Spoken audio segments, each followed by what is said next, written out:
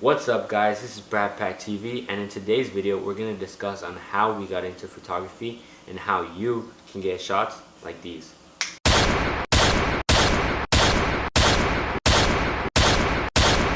Now, let's get into the video.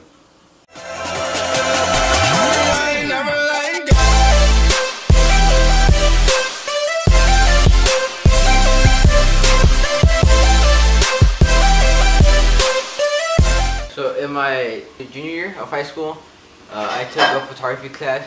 It was 3 different courses: photography 1, photography 2, and photography 3. Photography 1, it's more about learning the history of the camera and when it was created and like some of the parts, and learning like pinhole cameras and all that stuff. Photography 2, it's more about learning about the digital camera. It's what we're using now, of course. And photography 3, it's more using the digital camera and not learning, but using it and doing projects with it. Photography 1 was split up in, first semester and second semester. And the first semester we just learned about the camera, and second semester we started using film cameras, where we had to put in the strip of photo paper, then take the picture. Then from there we would go to the dark room where it was like all dark, and put the film paper through different processes of in chemicals. Then after we would just like see the camera. That means see the picture. So it was black and white. For photography 1, I didn't really learn any much of digital. Only toward the end. I say towards it if you want to learn about the camera and maybe make your own. So what I've heard from other YouTubers is that you don't need classes on photography or film, any type of thing that has to do with the camera. Pretty much in these days you can learn anything from YouTube, Google, just the internet in total. And that's in the internet you can actually search up what you want to learn. And in classes, they tell you stuff that you don't even know. And classes are super expensive as well. You go $50,000 for a university in photography, and then it's worthless because you could do everything at your house. You could start a YouTube channel, make your own courses in photography. You just learn by yourself. I got into photography because of Brian and Mikey, mainly because of them. I saw them doing their thing, posting the pictures and everything, and taking pretty cool pictures, and I thought to myself, it'd be pretty cool if I do that. And that's basically how I started getting into photography, and I really wanted to make my own pictures and everything, and have other people react to it, wow, it's really good and all that. And I do enjoy it. It's just it kind of sucks right now because I don't have that much time, or I don't really prioritize it or see it as a priority to me. How I got into photography is I noticed someone from our school taking pictures and doing that kind of stuff. And his name is Manny, by the way. I talked to him. Shout out to Manny. And I really liked his style and what he did, and yeah, he was really consistent with it. So I wanted to do it. I wanted to see how it felt and if I could do that kind of stuff. So I invested in my camera. It came with the lens that I don't really use. I use this lens, and now I just take portraits and stuff.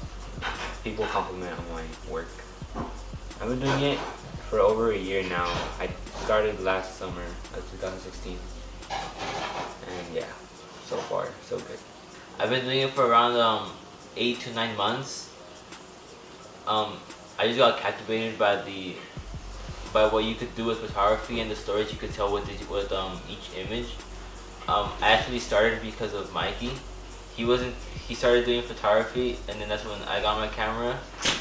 And the reason I got my camera was just to do videos, because since 8th grade, 9th grade, I always wanted a camera.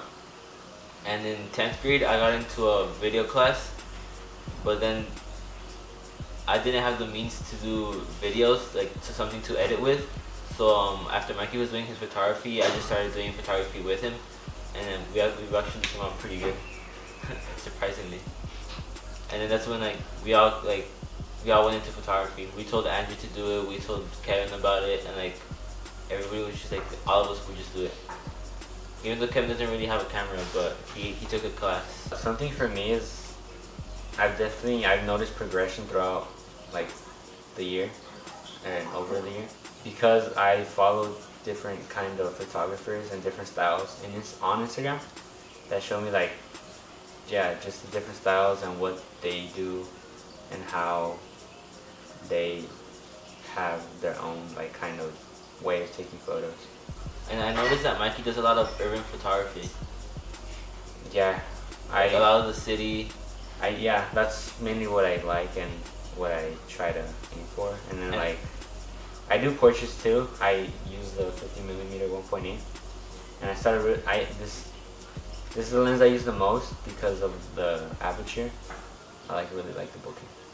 I noticed that Andrew does a lot of city too, city and like city photos, like Brand LA and does- stuff.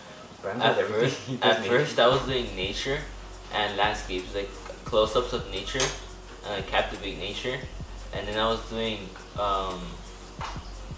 landscapes, show like a lot of things. But recently, when I got my 50mm, this one, 1.8 f-stop, I started doing a lot of portraits, and I want to get models to like do portraits for. So the struggles of teen photographers is transportation. We don't have like a way of getting to where we want to go. Like sometimes I want to go to the beach to get like sunset like pictures, but I can't really like go because I don't have the transportation or like the money. And we live like in a very like conserved neighborhood. There's like a few things around us, and like there's only so much that you could do in like 9 months basically, or like a year. And we've basically been to like everywhere, shooting every place. But it's also like good to be around like City Hall and like Disneyland, like all these things, because we could just shoot and reshoot and reshoot and reshoot and reshoot, and we just start getting like, we just get better at that. Yeah, you just have to find ways of how, because there can be an object and there can be a million ways on how to shoot it. You just have to be really creative with it.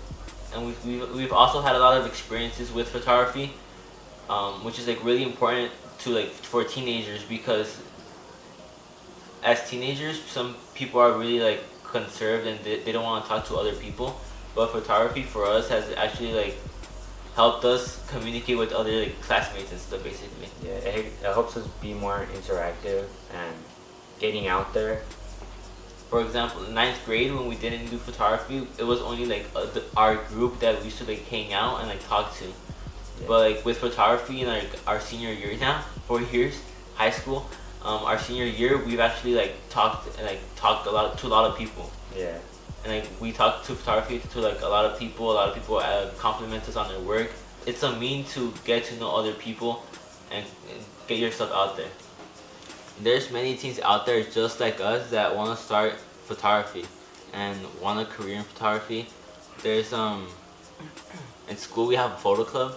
Yeah, there's several people I didn't even know that took pictures, and I just found out through Instagram, and like they need more practice. Yeah. Sometimes I'll be scrolling through my like explore page on Instagram, and like there's people that go to our school, like they're saying like younger than us, and they'll be taking pictures, or even like in the same age group, like they'll be taking pictures, and they're really overexposed. I think we're the lucky few that actually understand cameras and actually take like good pictures, like good quality pictures, good pictures. And we want to show you guys what we do to take those pictures, and like how we prepare ourselves when we go out to shoot to take those pictures. Yeah. So over the last couple months, we've been getting our setups, which is like kit lenses, and like our kit lenses, which is 16 to 50 millimeter or 18 to 55, which is what I'm shooting with. and then we also have 50 millimeter lenses, 1.8. Both of us. Yeah. I don't have anything. Nice. I'm like way behind. I have a 10. I don't have a camera. I have a 10 to 18 also for like landscape and just white shots. And we want to explain to you guys there's different functions of the camera that you set up yourself. Oh, Always shoot in manual. Shoot manual, please. Yeah, never on Because that. that's the way you're gonna learn how to like a purpose of a camera, and you're gonna connect more to your images. Yeah. That's how I see it. You connect more. You connect more to your images. Yeah, more control. Yeah, because you control your image. You control like your outcome. It's up to you like eventually. I'd say like the main 3 things or 4 things. First, it'd have to be like the f-stop. Like you want to mess with that first, or that's what I usually do. AKA aperture. Okay, Yeah, let me yeah, get this straight. Aperture is the same as f-stop. Yeah. Just to make that clear. Okay. And it's there's this little basically- thing. It's like a dial. Okay, but it's different on every I camera. was gonna say There's basically 3 main things that you change on your camera that you have to work with, which is your ISO, your shutter speed, and your aperture, your f-stop. I was also gonna say white balance, but like it's like not that. It's like whatever. Depends what kind of picture you want to take You or can change it. what kind of mood you're going for. But yeah, just So the ISO. Here are some tips. Shoot from 100 To 8. to 800. If you start seeing like brain. grain and like kind of noise in the picture, kind of shoot lower and then experiment and put the aperture lower. And your ISO, the more expensive you go, the less ISO there's gonna be, which is the darker image. Your ISO, the lower the number is, the less light that's gonna come into your sensor. Yeah. The higher the ISO is, the more light that goes into your camera, but it creates more grain, more noise, and your image overall comes out crappy. Yeah. And that's what we see with a lot of people. Like their images are like super bad. I really like figured it out, and I've been doing it for like over a year. And then we go to our shutter speed. Our shutter speed is how fast our shutter opens and closes while the image is Capturing. While you're capturing the image. Where you're yeah capturing into the it. memory card, which is the lower the shutter speed.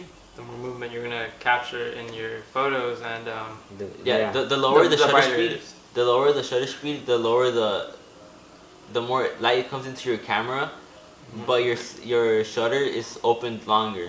So for that amount of time, for example, 1/100, your shutter is open 1/100th of a second, basically, right? Yeah. Yeah. Yeah. Yes, it Yes. is. That's Yeah. So if you go to like shutter speed 1, that's 1 second that your shutter is gonna be open, which is there's gonna be a lot of movement in your image. You're gonna see that there's gonna be like a blurriness or something if that certain object is moving. It's gonna be really While you're bright. taking the photo, it's moving because you're capturing the image for 1 second. So that's why if you move your camera or something and you're taking that, you're gonna see that it's all blurry because you're moving it while it's capturing it. It's also gonna be really bright. And the higher you go on the shutter, The darker. the darker your image is gonna get, but the faster the shutter is gonna open and close, and you're gonna capture a more precise photo. The more still, the photo will be more still. Yeah. Yeah. So let's say you're trying to shoot cars. You're gonna want to lower shutter speed because of how fast it's moving. Unless it's cartography, which is like a picture of a car that's just like parked, I was gonna say. and Yeah, there's not a you lot can- of you can- movement, then you can go to like 1/100, 1/800, 1/100, 1/80, 1/200, that range. And long exposure, Okay, so stay tuned for our next video, which is gonna be a Not next video, or uh, later in a the future future. video.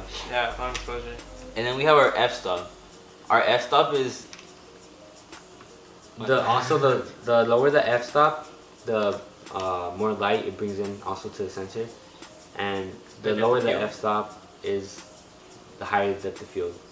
So if you're shooting at 1.8, there's gonna be a blurrier background, and the lower, the blurrier the background. You're gonna have that one object in focus, and the rest is gonna be blurry. And if you're shooting, let's say f-stop 22, like everything's gonna be in focus. It's also gonna be more dark. Yeah, so it's gonna be fewer depth of field. Then.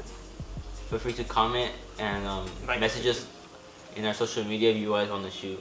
Yeah, we're gonna be We're gonna have our Instagrams in the description. Or if you want advice on what kind of camera you should get, what kind of camera you should get, the lens that you should get, because everything, even lenses matter. Like Lenses are really important. Are really Really important. I think they're more important than the actual Yeah, body camera. because like you can get a camera and like it's just a body. Like you can, there's a lot of different functions to it and whatnot. But depending on the lens you get, is really going to matter. Like what type of shots you're gonna get out of taking a shot. Yeah.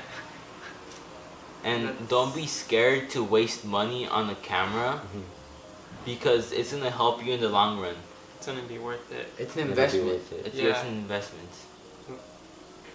So yeah, don't be like complaining that a camera's like $1,000, because it's gonna really help you. And you could even get a camera for $800, $700, which is really good. Yeah.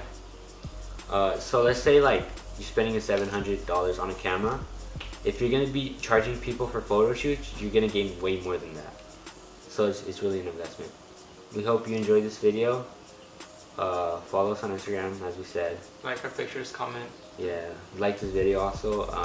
Comment if you learned anything from it or if it was helpful. And share it with your friends. Yeah, Oh, yeah. if they're into photography and Or stuff if like they want to that. get into photography.